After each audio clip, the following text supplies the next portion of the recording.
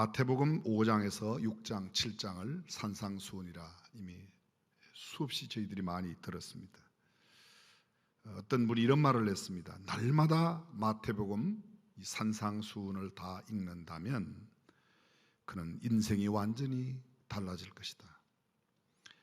그리스도인의 의로운 생활 속에 마치 황금처럼 빛나는 삶을 살아갈 수 있는 삶의 비결, 그것이 주께서 친히 말씀하신 이 산상수훈에 있다고 이야기했습니다. 저는 이 산상수훈의 마지막 부분, 결론을 내리고 있는 오늘 말씀을 통해서 하나님께서 우리에게 주시는 은혜를 나누고자 합니다. 성경 본문으로 갑니다. 그러므로, 오늘 본문은 그러므로라는 단어로 시작합니다. 도대체 이 의미가 무엇입니까? 그러므로, 어떠므로?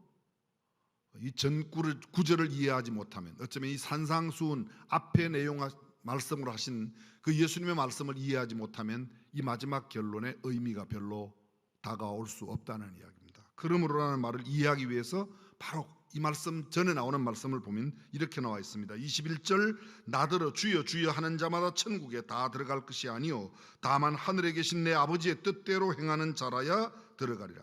그날에 많은 사람이 나더러 이르되 주여 주여 우리가 주의 이름으로 선지자 노릇하며 주의 이름으로 귀신을 쫓아내며 주의 이름으로 많은 권능을 행치 아니하였나이까 하리니 그때 내가 저희에게 밝히 말하되 내가 너희를 도무지 알지 못하니 불법을 행하는 자들아 내게서 떠나가라 하리라.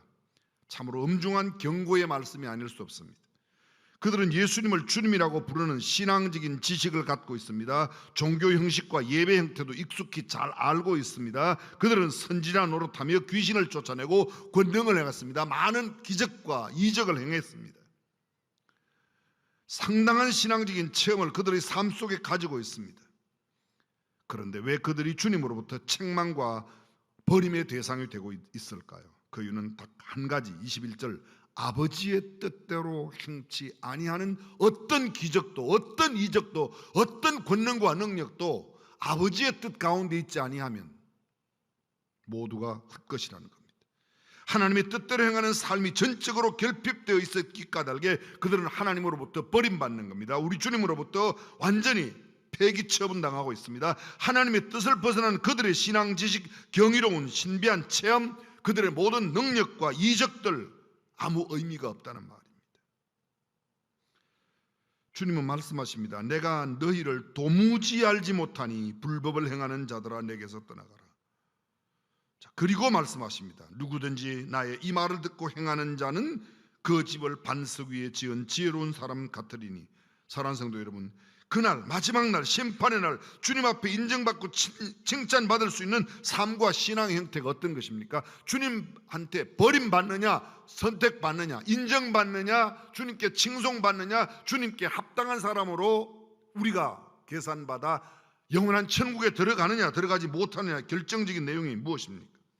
나는 주님을 열심히 알고 생각하고 지금까지 살아온 삶, 이산저산 쫓아다니며 그렇게 목 놓아 불렀던 주님, 내가 주님이라고 수없이 많이 불렀어도 입술로 주님을 고백하며 매주일 성전 뜰을 밟고 출석을 열심히 하고 하나님의 권능을 나타내며 병을 고치고 수많은 이적들을 행하였지만 그 이적과 신앙적인 모든 체험들, 선지자 노릇한 그 모든 것들, 그 모든 것을 우리가 이야기해도 주님은 내가 너희를 도무지 알지 못한다고 말씀하실 수 있다는 겁니다. 어쩌면 종교 지도자들에게, 교회 지도자들에게 이런 말씀을 하고 계시는지도 모르겠습니다. 우리는 우리의 신앙과 체험이 결코 무의미하고 헛된 것으로 끝나지 않기 위하여 참으로 지혜로운 건축자의 삶을 배울 필요가 있습니다. 결국 예수님께서 우리에게 말씀을 나누시는 그 의미, 그러므로 하나님의 뜻 가운데 행하는 것만 진실하다는 겁니다. 자, 도대체 어떤 사람이 지혜로운 사람이고 어떤 사람이 어리석은 사람입니까? 누가 진짜며 누가 가짜입니까? 누가 참이고 누가 거짓입니까? 본문 속에 나타나는 그런 내용을 자세히 살펴볼 필요가 있습니다. 주님은 이렇게 말씀하십니다. 신앙의 형태를 모두 가지고 있어도, 모든 사람이 행하지 못하는 그런 기적과 능력을 행하여도 내 뜻 가운데, 아버지의 뜻 가운데 있지 아니하면 신앙의 형태를 압니다. 의식에도 참여합니다. 주님이라고 부릅니다. 권능과 능력도 행합니다. 그런데 가짜가 있을 수 있다는 겁니다. 두 종류의 사람, 유사한 형태의 신앙 형식을 갖고 있었기 때문에 분별하기 어렵습니다. 아마도 그들은 똑같은 외형을 가진 그런 집을 지었을는지도 모릅니다. 심지어는 구조도 같았을 겁니다. 얼마든지 색깔도 그 누구도 그 외형을 보아서는 차이를 알아볼 수 없을 만큼 모두가 흡사하고 비슷했습니다. 지붕도 벽도 창문도 방의 숫자도 마루도 다락도 심지어는 화장실, 벽지, 장판지, 현관문의 형태까지 다 같을 수 있습니다. 그래서 아무도 알아볼 수 없습니다. 그런데 근본적인 차이 하나가 있습니다. 기초라는 겁니다.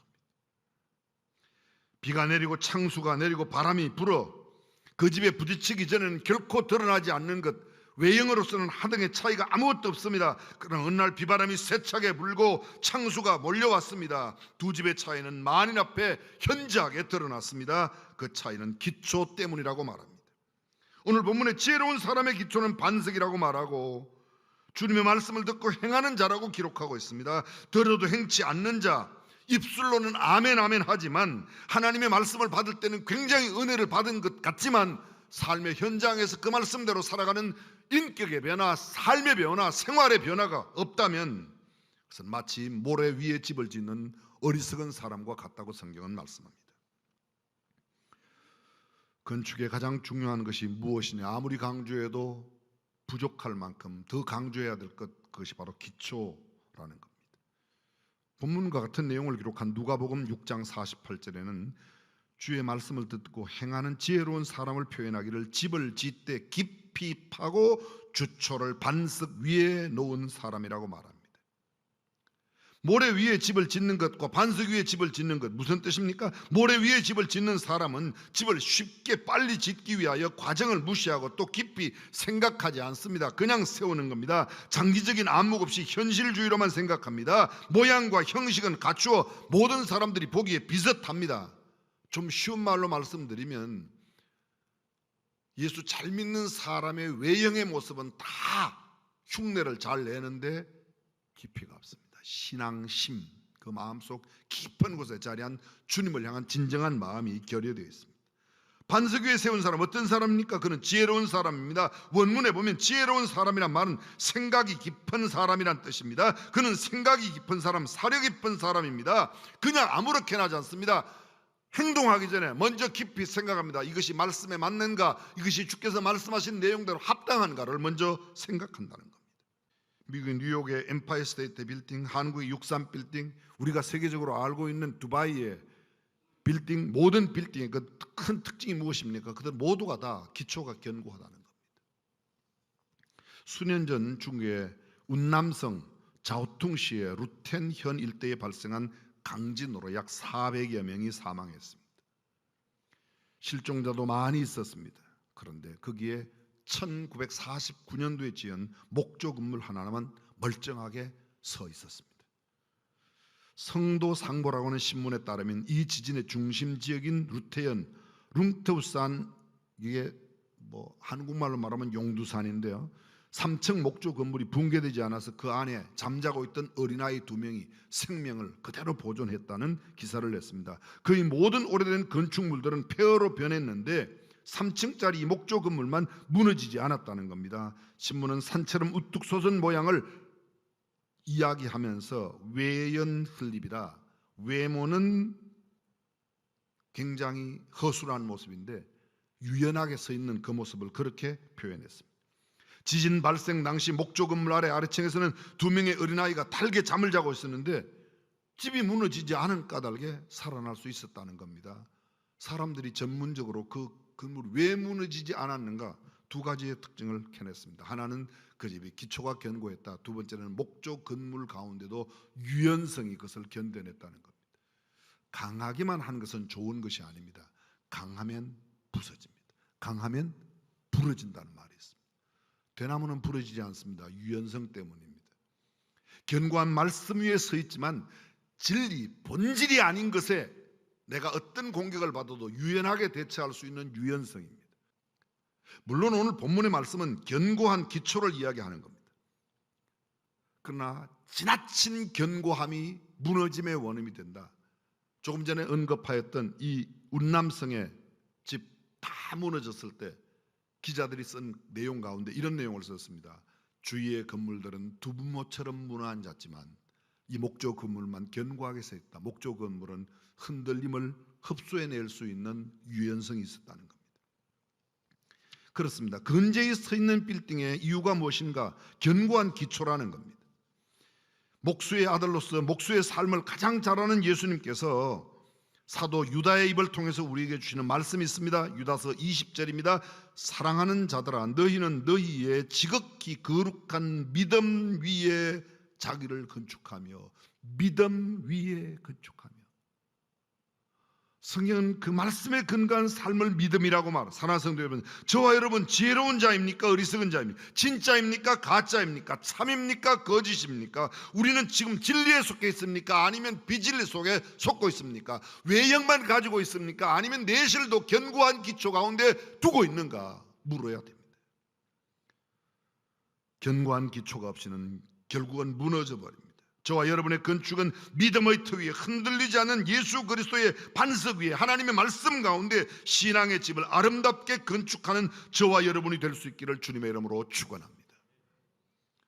오늘 성경 보면 모래 위에 세운 집, 반석 위에 세운 집, 진실성을 시험하는 날이 반드시 온다는 겁니다. 언제 그 진실성의 여부가 드러나는가? 성경은 이렇게 말합니다. 비가 내리고 창수가 나고 바람이 불어 그 집에 부딪힘에 무너져 그 무너짐이 심하였다고 말합니다.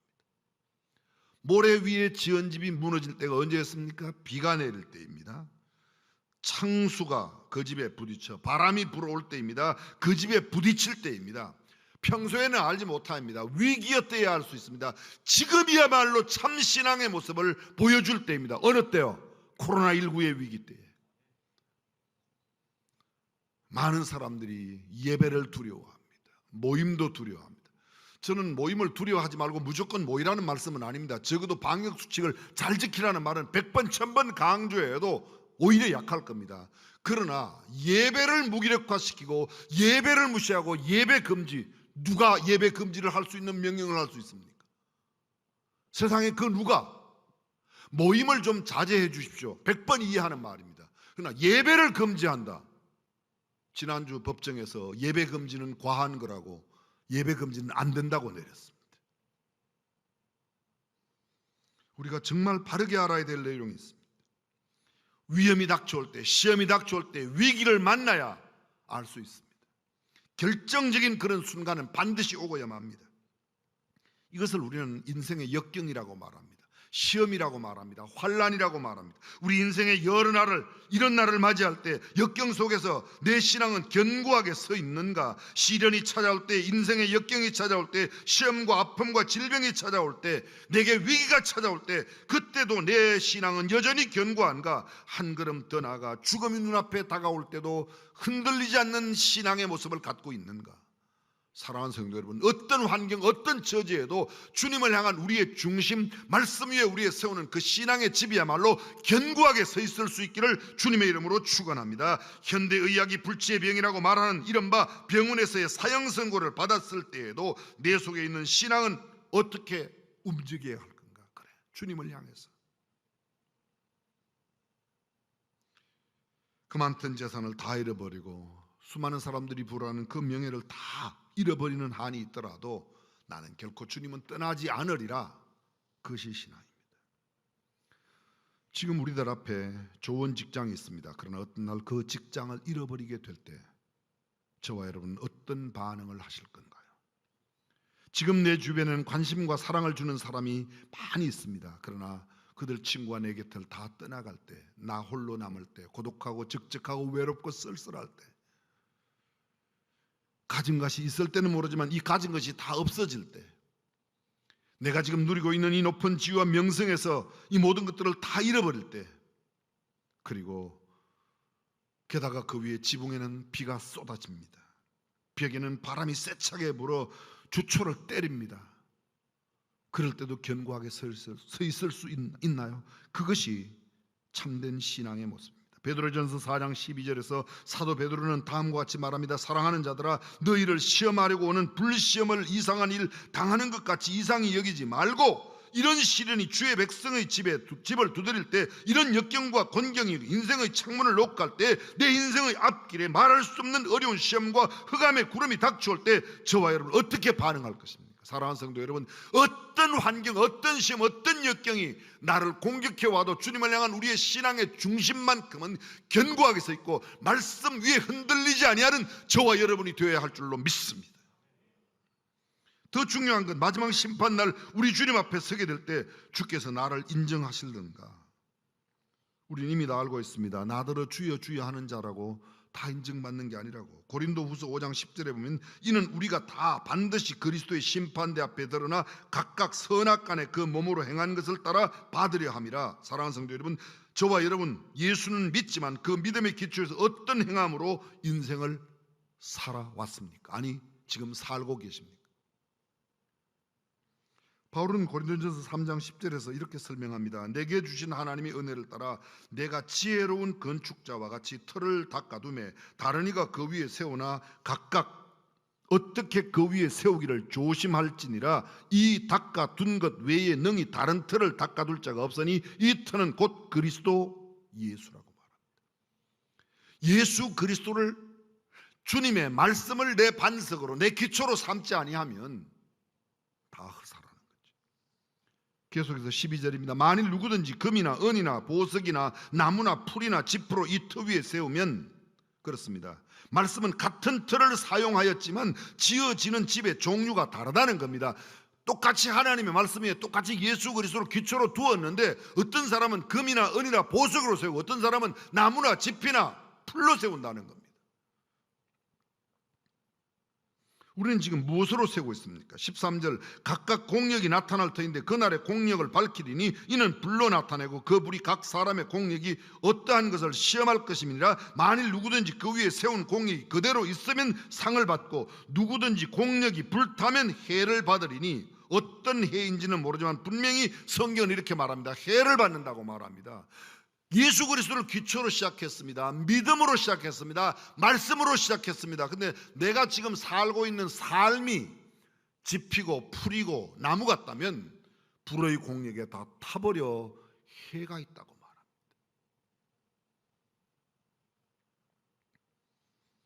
물론 그들의 영혼은 구원받습니다. 그들의 구원받는 영혼의 모습을 뭐라고 말합니까?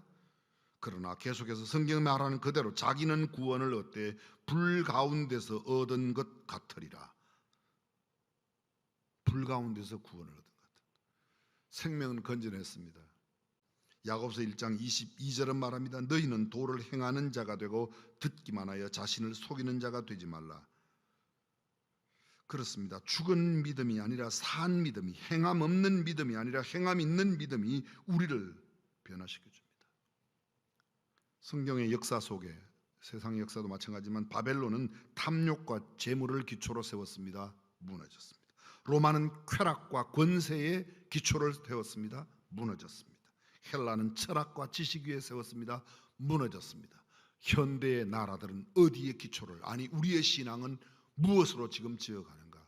예수 믿어 물질을 얻겠다, 예수 믿어 건강하겠다, 저는 그게 없다는 말은 하지 않습니다. 그러나 그것이 예수 믿는 궁극적인 목적은 아니지 않습니까? 사랑하는 성도 여러분, 저와 여러분들이 정말 주님 앞에 올바른 신앙생활을 잘 감당하여 주 앞에 멋지고 근사한 삶을 살아가는 저와 여러분이 될 수 있기를 주님의 이름으로 축원합니다. 성경은 계속해서 한 가지만 더 말씀드리면 이렇게 말하고 있습니다. 교훈을 듣고 그대로 행하는 사람 반석 위에 집을 지혜로운 사람이요 말씀을 듣고도 행치 않는 사람은 모래 위에 집을 짓는 어리석은 사람이다. 어떤 집이 무너지지 않는가? 저는 하나만 더 강조하겠습니다. 하나님이 집을 세우셔야 된다는 겁니다. 내 노력, 내 머리, 내 지혜, 아닙니다. 열왕기상 11장 38절에 보면 이스라엘 역대 왕들 가운데 건축의 조예가 깊고 오랫동안 건축에 심혈을 기울였던 통일 왕조의 3대 왕 솔로몬 이야기가 나옵니다. 하나님의 성전과 왕궁 건축을 20년 동안이나 계속했습니다. 그러나 그는 시편 127편에 고백하고 있습니다. 뭐라고요? 여호와께서 집을 세우지 아니하시면 세우는 자의 수고가 헛되며 여호와께서 성을 지키지 아니하시면 파수꾼의 경성함이 허사라고 말하고 있습니다. 그 고백의 의미는 눈에 보이는 건물만을 의미하는 게 아닙니다. 거기에는 인생의 집도 포함됩니다. 국가의 운명도, 회사의 운명도, 내 경영체의 모든 삶도 의미합니다. 구약성경 열왕기상 11장 38절, 내가 명한 모든 일에 순종하고 내 길로 행하여 내 눈에 합당한 일을 하며 내 종 다윗의 행함같이 내 율례와 명령을 지키면 내가 너와 함께 있어 내가 다윗을 위하여 세운 것 같이 너를 위하여 견고한 집을 세우고 이스라엘을 내게 주리라. 하나님은 솔로몬에게 이렇게 말합니다. 내가 너의 집을 세우고 내가 그 집을 너에게 줄 거야. 네가 아무리 세워도 내가 세우지 아니하면 네가 짓는 집 헛되고 헛된다. 아무리 지켜도 파수꾼의 경성함이 헛되다고 말합니다. 말씀 속에 하나님은 무너지지 않는 집을 세우는 비결을 우리에게 가르칩니다. 그 비결이 무엇이에요? 하나님의 말씀에 순종하라 하는 겁니다. 네가 내 말에 내 율례와 명령을 지키면 내가 너와 함께 있어. 지키면, 그게 우리 전문 용어로 순종 아니겠습니까? 하나님이 가르쳐 주신 길로 걸어라. 하나님께서 보시기 합당한 일을 하라. 하나님의 계명을 그대로 준수하라. 이 말씀의 의미는 내가 요구하는 대로, 내가 원하는 대로, 내가 하고 싶은 대로 살지 말라는 겁니다. 내 계획대로, 내 머리 짠 대로, 내가 생각하는 대로 살지 말라는 겁니다. 어쩌면 내가 내 이성으로 동의가 되지 않아도 하나님의 말씀이면 아멘 하고 할 때 하나님이 나를 지켜주신다. 신앙인의 갈등이 뭐예요? 내 뜻대로 안 되는 것 때문에 늘 불평불만 아닙니까? 근데 진정한 신앙인은 내 뜻 아니라 하나님의 뜻, 집이란 누가 짓느냐에 따라 그 집의 견고함이 좌우되는 겁니다. 근데 성경은 이렇게 말합니다. 내 말을 지키면 내가 너의 집을 세우고. 누가요? 하나님이 세운다는 거예요. 우리는 그냥 말씀대로만 살면 집은 내가 세울 거야. 그리고 그 집을 내가 너한테 줄 거야. 주님이 이렇게 말씀하세요. 생각해 보십시오. 한 20층, 30층짜리 집을 짓는데 무면허 설계자가 멋대로 짓는다면 어떻게 될까요? 난림공사가 뻔합니다. 솔로몬의 부왕이었던 다윗 죄를 범했습니다. 솔로몬도 죄를 범했어요. 그런데 다윗과 솔로몬의 차이가 뭔지 아십니까? 다윗은 말씀대로 하나님 앞에 회개해요. 근데 선지자가 찾아와서 이야기하죠. 선지자 나단이 찾아와서 당신이 왜 그렇게 하냐. 그때 침상이 정말 젖기까지 하나님 앞에 통곡하며 회개합니다. 근데 솔로몬의 기록에는 그런 기록이 없어요.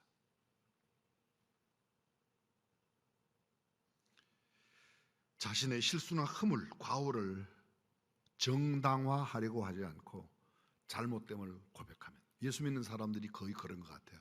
잘못했다고 그러면 굉장히 용서가 빨라요. 그런데 빠득빠득 우기면 성질나죠. 그런데 제가 성질날 게 아니라 진짜 하나님께서 야 이것 봐라 우기네. 하나님께서 수없이 맞이하는 일상생활 속에서 우리가 순간순간 결단해야 할 것입니다. 내가 원하는 대로, 내가 생각한 대로, 내가 계획하고 계산하는 대로 해야 될 것인가, 하나님의 말씀대로 살아야 할 것인가. 다윗의 눈에는 눈물이 있었고 솔로몬의 눈에는 눈물이 없었습니다. 다윗의 삶에는 회개가 있었고 통회 자복이 있었습니다. 솔로몬에게는 그것이 없었습니다. 그리고 솔로몬의 집이 드디어 두동강이나 나라가 반쪽으로 갈라집니다. 인생을 살다 보면 도전과 수많은 위기를 만날 수 있습니다. 위기가 위기로 끝나지 않고 그것이 오히려 선한 기회가 되려고 하면 하나님의 말씀을 붙들고 살아야 될 줄로 믿습니다. 세계 도처에 1년에 약 50만 명 가량이 자살을 한답니다. 우리나라에도 평균 하루에 30명 이상 자살을 한대죠. 많게는 36명, 40명까지. 아무리 적을 때도 평균 하루에 한 32~33명 정도는 자살한다고 그래요. 자살하는 이유 가운데 가장 많은 원인이 뭐냐? 사회 심리적인 고립이라는 겁니다. 군중 속에 있는데 나를 이해해 주는 사람이 없다는 거예요. 수많은 사람이 옆에 아빠도 있고 엄마도 있고 형제도 있고 교회 가면 다른 사람들도 있는데 내 마음을 이해해 주는, 우리가 조금만 들어줘도 저 사람은 내 마음을 알아주는구나. 예산도 있고 인재도 있고 능력도 있고 사람도 많지만 예수님 빠지면, 하나님 말씀 빠지면 예배당의 모든 일, 교회의 모든 일도 헛것입니다. 말씀의 견고한 반석 위에 하나님의 말씀대로 살아가는 지혜로운 건축자들이 모두 되시기를 주님의 이름으로 축원합니다.